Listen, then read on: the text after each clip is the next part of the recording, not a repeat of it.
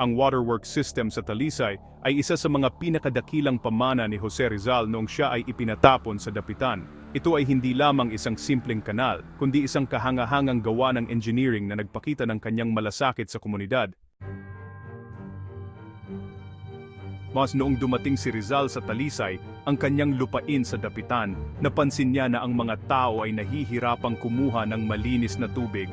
Bagamat may malapit na bukal sa bundok, wala namang maayos na daanan ng tubig pababa sa mga kabahayan at sakahan. Dahil wala siyang pondo mula sa gobyerno at kulang sa modernong kagamitan, ginamit ni Rizal ang kanyang talino at ang tulong ng kanyang mga estudyante. Kinuha ang tubig mula sa isang maliit na reservoir sa itaas ng burol.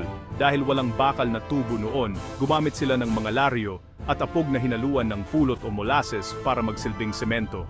Gumamit din sila ng mga kawayan sa ilang bahagi.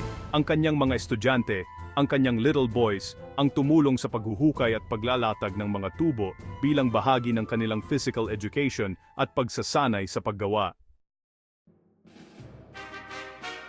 Kahit walang sopistikadong instrumento, nagawa ni Rizal na kalkulahin ang elevation at gravity upang kusa at tuloy-tuloy na dumaloy ang tubig pababa.